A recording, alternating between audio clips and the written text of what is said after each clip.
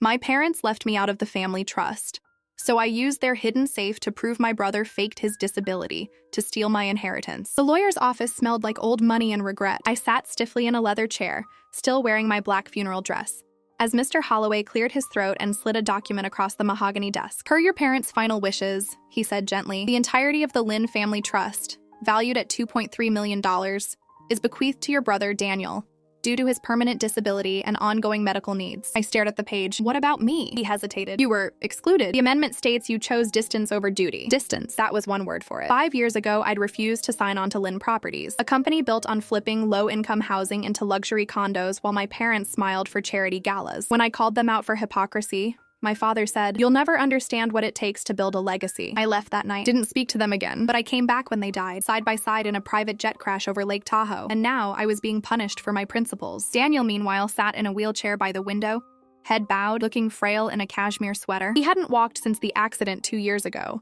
a head-on collision that left him with spinal trauma, according to court documents. "I'm sorry, Rachel," he whispered, voice trembling. "I didn't want this, but Mom and Dad said I needed it for my care." I hugged him, because that's what sisters do. But my mind was already racing, because I'd seen him last summer at a coffee shop in Sausalito, standing, walking, carrying 2 lattes. I'd told myself I was mistaken, grief playing tricks. But now, after the meeting, I returned to the family mansion in Pacific Heights, the same house where I'd learned to ride a bike, where my mother taught me to make dumplings, where my father stopped speaking to me the day I chose ethics over empire. Daniel offered me a guest room. "Stay as long as you need," he said, eyes downcast. I accepted, not out of grief, but because I knew my parents kept a hidden safe behind the study's false bookshelf, the one only family members knew about. And if Daniel had stolen my inheritance, he'd left a trail. That night, after he went to bed, I slipped into the study, moved the fake copy of The Art of War, pressed the biometric scanner. It opened. Inside, not cash or jewels, but a stack of documents labeled Daniel Medical and Care Expenses. I flipped through them. Physical therapy invoices, wheelchair maintenance logs, prescription receipts, all legitimate. Then I saw it, tucked beneath a MRI report, a gym membership card. Equinox San Francisco. Member Daniel Lynn. Active since March 12, 2024. 2 months ago. While he was supposedly bedridden, my hands shook. This wasn't just greed. This was fraud. And my parents, they'd believed him. Or worse, they'd helped him. I took photos of everything. Then I did something bolder. I checked the security system. Our house had cameras in every room, installed after a break-in in 2020. Footage stored in the cloud for 90 days. I logged into the old family account, still using my childhood password, dumpling23, and started watching. By 3 a.m., I'd found it. Footage of Daniel walking without assistance, lifting weights in the basement gym, even dancing at a rooftop party. But the real shock came when I saw my mother handing him an envelope labeled Trust Distribution 6 months before she died. She knew. They both knew. The security footage played on a loop in my mind long after I'd closed the laptop. There he was, Daniel, my golden child brother, the one who never questioned our parents' ethics, who smiled for every charity photo while Lynn Properties evicted families from rent-controlled units. On screen, April 3rd, 2024. Daniel walking unassisted through the garden, pruning roses like he'd never been injured. May 17, 2024, lifting weights in the basement gym, deadlifts, squats, the whole routine. June 29th, 2024, dancing at a rooftop party in Soma, laughing with friends, no trace of pain or limitation. But the most damning clip came from January 12th, 2024. 6 months before my parents died. My mother, elegant in a silk robe, handed Daniel a thick envelope in the study. The label was clear, Trust Distribution Final Amendment. He hugged her. She whispered something. He nodded. Then she said, loud enough for the camera to catch, "Rachel will never understand, but you've always been loyal." Loyal. That was their word for obedience. I sat in the dark study, tears hot on my cheeks, not from grief, but from betrayal. They hadn't just cut me out. They'd rewritten the narrative, made me the villain for having a conscience, while rewarding Daniel for playing the victim. And he'd played it perfectly. The wheelchair, the trembling voice, the way he'd struggled to pour tea at the lawyer's office. All performance. I didn't sleep that night. By dawn, I had a plan. First, I backed up everything. Security footage, gym receipts, medical invoices, to 3 encrypted cloud drives. Then I called the only person I trusted, Aunt May, my mother's younger sister, who'd always treated me like a daughter. We met at a quiet tea house in Chinatown. I showed her the footage. Her face went pale. "He broke his leg, Rachel," she whispered. "The doctor said recovery would take years." "Then why is he deadlifting?" I asked gently. She looked away, guilt flickering in her eyes. "Your mother, she wanted to keep the business in the family. She thought you'd sold out when you left?" "No," I corrected. "I refuse to sell out others." I left her with a copy of the footage. "If this goes to court, I'll need a witness who knew the truth." She didn't answer, but she didn't say no. Back at the mansion, Daniel was all concern. "You look tired, Rach. Still upset about the trust?" I forced a smile. "Just processing." "It's a lot." He patted my hand. "I'll take care of you. Always." The condescension in his voice made my skin crawl, but I played along. Over the next week, I became the dutiful sister. I helped him transfer to his wheelchair. I brought him meals. I even pushed him to physical therapy appointments, where I discreetly filmed the therapist's confusion when Daniel claimed he couldn't stand. "You walked into the lobby," the therapist said, frowning. "I must have blacked out," Daniel replied smoothly. "It happens sometimes. I captured it all." But the real breakthrough came from an unexpected source. While sorting through my father's desk, I found a hidden folder labeled Contingency. Inside, a letter from a private investigator dated November 2023. Subject: Daniel Lin. Surveillance confirms no mobility limitations outside the home. Subject frequents Equinox Gym, hikes in Marin Headlands, and maintains active dating profile on Raya. Recommend re-evaluating disability claim. My father had known. He'd hired someone to investigate his own son and then ignored the truth. Why? Because Daniel gave them what they wanted, a legacy they could control. I spent that night cross-referencing dates. The PI report came in November. My parents signed the final trust amendment in December. They'd chosen the lie. Now I had to decide: expose them both or let the dead rest and go after the living. I chose the latter, because justice wasn't about punishing ghosts. It was about stopping the thief before he liquidated the trust. The next morning, I filed a motion with the probate court to contest the trust on grounds of fraud and undue influence. Attached: the security footage, gym receipts, and the PI report. That afternoon, Daniel cornered me in the kitchen. His usual mask of fragility was gone. "What did you do?" he hissed, gripping his wheelchair arm so hard his knuckles turned white. "Protected what's mine," I said calmly. "You think anyone will believe you?" he sneered. "I'm the disabled son. You're the estranged daughter who abandoned them." I leaned in, voice low. "Then why are you sweating, Danny?" He flinched. Because he knew the performance was over, and the real trial was just beginning. 2 days later, the judge froze the trust. But Daniel struck back by filing a restraining order, claiming I'd stolen family documents and harassed him due to mental instability. At the hearing, he rolled in wearing a neck brace he'd never used before, and I realized he wasn't just fighting for money. He was fighting to bury me as the crazy sister once and for all. The courthouse was colder than I expected, not just in temperature, in energy. The air hummed with quiet desperation, the kind that clings to probate hearings where families tear each other apart over money and memory. I sat alone at the plaintiff's table, dressed in a simple black sheath dress, the same one I'd worn to my parents' funeral. Not for mourning this time, for armor. Daniel arrived 10 minutes late, pushed by a hired aide wearing a neck brace I'd never seen before. His face was pale, eyes downcast, the picture of fragile vulnerability. Reporters from the local paper lingered near the doors, drawn by the Lin family name, the 2.3M trust, the estranged daughter versus a disabled son angle. His lawyer, a sharp-suited man named Carter, opened with practiced ease. "Your Honor, my client is here under immense physical and emotional distress. Ms. Lin has not only stolen private family documents, but has harassed him relentlessly, claiming he faked his disability. A cruel fabrication rooted in jealousy and mental instability. Mental instability. The oldest trick in the book. Paint the truth teller as unhinged." Judge Alvarez, a woman with silver-streaked hair and weary eyes, turned to me. "Ms. Lin, your response?" I stood slowly. "Your Honor, I'm not here out of jealousy. I'm here because my brother committed fraud, and my parents, knowingly or not, enabled it. I have evidence." Carter scoffed. "She has conspiracy theories." But I didn't flinch. "I have security footage, gym receipts, a private investigator's report, and a letter from my mother acknowledging the trust amendment was meant to keep the business in loyal hands." Gasps rippled through the small gallery. Aunt May sat in the back, hands clasped tightly, eyes fixed on me. Carter objected. "Hearsay. Speculation. None of this proves fraud." Then came Daniel's performance. He asked to speak. Voice trembling, he said, "I loved my sister, but after she left the family, she became bitter. She can't accept that Mom and Dad chose to care for me in my time of need." He touched his neck brace. "This injury changed everything. I can barely walk. And now she wants to take what little security I have left." Tears welled in his eyes. Perfectly timed. Perfectly staged. The judge studied him, then me. "Ms. Lin, do you have corroborating evidence beyond digital files?" I did. "I request to call Dr. Elena Ruiz, Daniel's former physical therapist." Carter objected again. "She's not on the witness list. She contacted me last night," I said calmly. After seeing news of the hearing, she came forward with records showing Daniel walked into every session unassisted, and once told her, "Don't document improvement. My parents need me to look broken." The judge allowed it. Dr. Ruiz took the stand. Calm, professional, devastating. She presented session logs, voice memos, recorded with consent.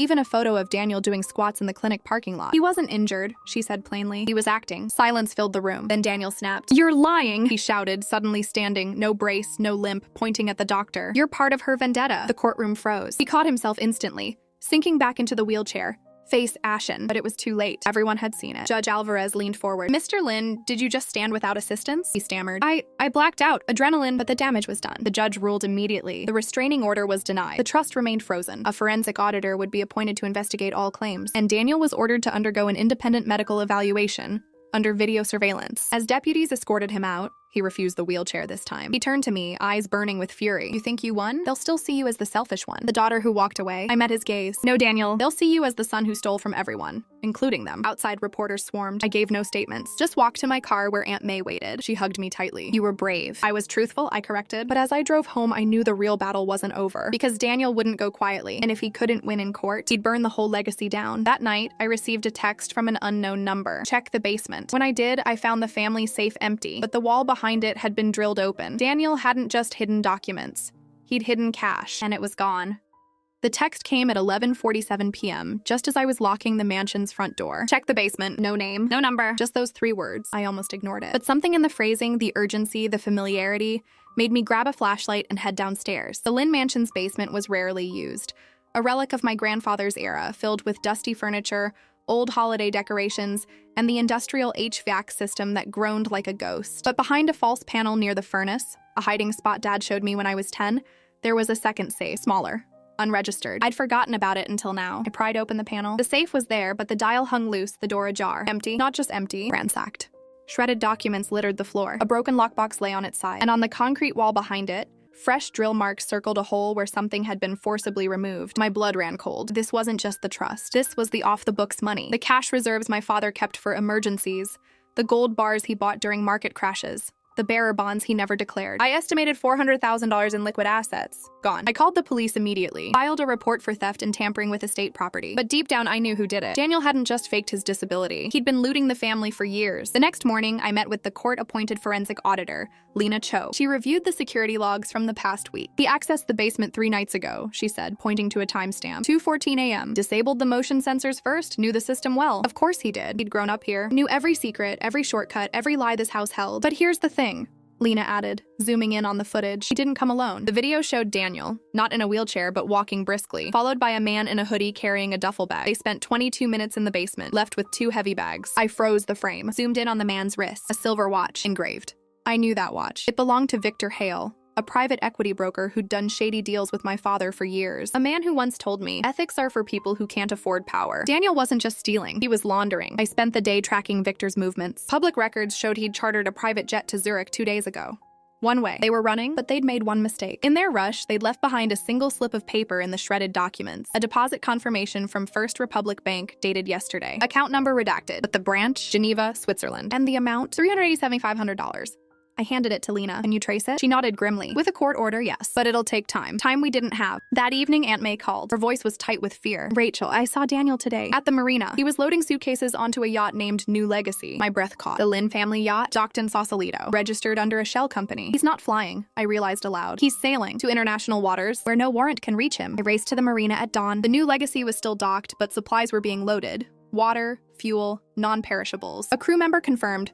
Departure scheduled for 4 p.m. I called the Coast Guard, filed an emergency maritime lien, claiming the vessel contained stolen estate assets. They agreed to detain it pending investigation. But as I turned to leave, I saw him. Daniel stood on the deck, sunglasses hiding his eyes, holding a coffee cup like he hadn't a care in the world. He spotted me, smiled. Then he raised his phone and took a photo of me, standing alone on the pier, wind whipping my hair, face etched with exhaustion. He posted it instantly. I checked my phone. His caption read, "Still trying to ruin what's left of our family. Some wounds never heal. Grieving brother." Within minutes, comments flooded in. Poor Daniel, his sister won't even let him mourn. She's obsessed with money. Why can't she just let him have peace? He wasn't just escaping. He was erasing me from the narrative. Again. But this time I had proof. I walked to the Coast Guard office and handed them the bank slip, the security footage, and Victor's flight records. "Detain the yacht," I said firmly, "and issue a travel ban on Daniel Lynn." As I drove home, rain began to fall. Soft at first, then steady. I thought of my parents, of the legacy they built on silence and secrets, of the brother who learned to weaponize both. But I also thought of the truth. And truth, unlike money, can't be laundered. It can only be buried, and I was done digging. By sunset, the Coast Guard seized the yacht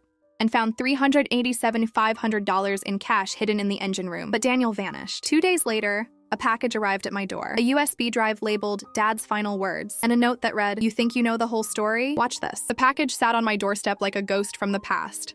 Brown paper, no return address, just my name in neat block letters. I almost didn't open it. After the yacht seizure, after Daniel vanished, after the news painted me as the greedy daughter, I'd built walls around my heart thicker than the Lynn Mansion's stone facade. But curiosity and the faint hope of closure made me tear it open. Inside, a USB drive labeled "Dad's Final Words" and a note, "You think you know the whole story?" Watch this. No signature. But I knew it was Daniel. A final twist of the knife, or a key to something deeper. I plugged the drive into my laptop that night, rain tapping against the windows like impatient fingers. A single video file appeared. For Rachel, if you're watching this, I've failed you. My breath caught Dad's voice. His face filled the screen. Older than I remembered, tired, sitting in his study, the same false bookshelf behind him. I don't expect forgiveness, he began, voice rough. But you deserve the truth. He explained everything. 2 years ago, Daniel had been caught embezzling from Lynn Properties. $1.2 million funneled to offshore accounts. Instead of reporting him, my parents made a deal. Daniel would fake a disability, withdraw from public life, and let them control the narrative. In return, they'd cover his debts and keep him out of prison. But there's more, Dad said, eyes glistening. When you left, I was furious. But your mother, she was proud. She told me, Rachel has the courage we lost. He paused, swallowed hard. We cut you from the trust not to punish you, but to protect you. Daniel threatened to drag your name through the mud if you inherited anything. Said he'd claim you conspired with him. We thought if you had nothing, he'd leave you alone. My hands trembled. All this time, I'd believed they chose Daniel over me. But they'd chosen to shield me, even if it meant letting me think they'd abandoned me. Then came the hardest part. Daniel isn't just greedy, Rachel. He's sick. He's addicted to control. And if he's running now, it's because he knows the truth will destroy him. Dad leaned closer to the camera. Don't chase the money, chase the truth. And when you find it, be better than us. The video ended with a photo of me at 16, holding a model of my first architectural design, the one that won the state competition. Caption: my daughter, my pride. I sat in silence for a long time after it finished. Not angry, not relieved, just shattered. They hadn't betrayed me. They'd sacrificed their relationship with me to keep me safe. And Daniel, he wasn't just a fraud. He was a predator who weaponized their love against them and me. The next morning, I met Aunt May at our childhood dumpling spot. I showed her the video. She cried quietly into her tea. He never told me, she whispered. Your mother suspected, but she couldn't prove it. She died thinking she'd failed you both. I reached across the table and squeezed her hand. She didn't fail us. She loved us enough to try. That afternoon, I received a call from the forensic auditor. We traced the Geneva account, Lena said. It's frozen. Swiss authorities are cooperating. And Victor Hale, he's in custody, trying to cut a deal by testifying against Daniel, but Daniel was still missing. Then a breakthrough. A gas station clerk in Baja California recognized him from the news. Security footage showed him buying supplies near Ensenada. Alone. No yacht, no Victor. He was on the run, but not far. I could have called the FBI, could have demanded an international manhunt. But Dad's words echoed in my mind, be better than us, so I did something unexpected. I posted a public message, not on social media, but in the legal notice section of the San Francisco Chronicle. Daniel Lynn, the trust is yours if you return and face what you've done. No charges, no prison, just truth. Rachel, it was a gamble, a test. 48 hours later, he called. His voice was raw, exhausted. Why would you do that? Because Mom and Dad loved you, I said softly. Even when you didn't deserve it. And I won't let you steal their memory too. Silence stretched between us. Long, heavy, full of everything we'd lost. Then quietly, I'll come back. 2 days later, he walked into the probate court. Not in a wheelchair, not in a suit, but in jeans and a worn hoodie, head bowed, no performance left. He confessed everything. The embezzlement, the fake injury, the theft of the hidden assets. He even handed over the remaining cash, $387,500 untouched. At the hearing, Judge Alvarez looked at us both. This isn't just about money, she said. It's about legacy. And you've both been given a chance to rebuild it. She ruled the original trust would be reinstated, split equally. Daniel would enter a court-mandated rehabilitation program for financial addiction and deception disorder, and Lynn Properties would be dissolved. Its assets donated to a housing nonprofit in my name. Afterward, Daniel approached me. No excuses, just 3 words. I'm so sorry. I didn't hug him, didn't forgive him, not yet, but I said, wait, start by telling the truth to everyone. As I walked out of the courthouse, sunlight breaking through the clouds, I finally understood. Justice wasn't taking everything from him. It was giving him a chance to become someone worthy of what he'd stolen. And me? I was finally free to build my own legacy. On truth, not secrets. 6 months later, I stood at the groundbreaking ceremony for the Lynn Family Housing Initiative, a nonprofit building affordable homes in Oakland. Daniel wasn't there, but in my pocket, I carried a letter from him. Today, I returned the first $10K to the fund. It's not enough, but it's real. True justice wasn't punishment. It was watching someone choose to repair what they broke, and knowing you gave them the chance. The groundbreaking ceremony was held on a crisp October morning in East Oakland, under a sky so blue, it felt like forgiveness. A small crowd gathered, community leaders, future residents, volunteers from the housing nonprofit that now bore our family's name, the Lynn Family Housing Initiative. I stood at the podium, not as Rachel Lynn, estranged daughter or betrayed sister, but as an architect of something new. In my hands, I held not blueprints for luxury condos, but plans for 32 affordable units with solar panels, community gardens, and rent capped at 30% of income. This isn't my legacy, I said, voice steady. It's my parents' redemption, and my brother's first step toward one. 6 months ago, I'd walked out of probate court with half a trust and a fractured family. Today, I stood on land that would house teachers, nurses, single parents, the very people Lynn Properties once displaced. The irony wasn't lost on me, nor was the grace. Daniel wasn't there. He hadn't asked to be. But in my coat pocket, I carried his latest letter, handwritten on plain paper, no theatrics, No excuses. Today, I returned the first 10K to the fund. It's not enough, but it's real. I'm meeting with a therapist who specializes in compulsive deception. I don't expect you to believe me yet, but I'm trying to become someone you wouldn't be ashamed to call brother. D. No grand gestures. No performative remorse. Just quiet accountability. That was progress. After the ceremony, I visited mom and dad's graves in Colma. I placed 2 white roses on their headstone, their favorite, and whispered, "You were wrong to hide the truth, but you were right about one thing. I didn't need the money to be worthy. I just needed to remember who I was." On the drive back, I stopped by the old mansion in Pacific Heights. It was up for sale, listed by a neutral broker, proceeds going entirely to the housing fund. I walked through the empty rooms one last time. The study where I found the safe, the garden where Daniel once pruned roses while pretending to be broken, the kitchen where mom taught me to fold dumplings with love in every crease. I left a single note on the mantle. This house held secrets. May your new home hold only truth. Back in Portland, my life had changed. Not in scale, but in substance. I'd taken on fewer clients, but ones aligned with my values. I'd started mentoring young women in architecture, especially those from immigrant families told to choose stability over passion. And every Sunday, I video called Aunt May, who'd moved into a cozy apartment near the new housing site, volunteering as a community liaison. One evening, as I sketched designs for a women's shelter in Seattle, my phone buzzed. A text from an unknown number. "Saw the news about the housing project. Proud of you. D." I didn't reply. Not because I didn't feel it, but because some healing doesn't need words. It just needs space to grow. A week later, I received official word. The Swiss authorities had fully repatriated the stolen funds. Victor Hale was sentenced to 18 months, and Daniel had enrolled in a restorative justice program, working with financial fraud victims to understand the human cost of his lies. He wasn't fixed, but he was trying. And that, I realized, was enough. The final piece came on a rainy Tuesday. A package arrived from a legal firm in Geneva. Inside, a deed transfer and a letter from the executor of a dormant account, one my father had opened in my name the year I left home, for Rachel, when she builds something that lasts. Dad. The account held $150,000. Not part of the trust, not hidden, just waiting. I deposited every penny into the housing initiative. That night, I updated my personal journal. Not for social media, not for performance, but for myself. Justice isn't taking everything from the thief. It's giving them a chance to return what they stole. Not just in money, but in meaning. And it's building something so honest, so rooted in care, that no lie can ever take it away. I closed the book and walked to my balcony. Rain fell softly over Portland, washing the city clean. Somewhere, a family was signing a lease on a new home in Oakland. Somewhere, a man was sitting in a therapy session, learning to speak truth without fear. And somewhere, 2 parents were finally at peace, knowing their daughter chose love over vengeance. I wasn't the golden child. I wasn't the broken one. I was the one who remembered. Legacy isn't what you inherit. It's what you choose to leave behind. And mine? It would be real. True justice wasn't Daniel's confession or the recovered money.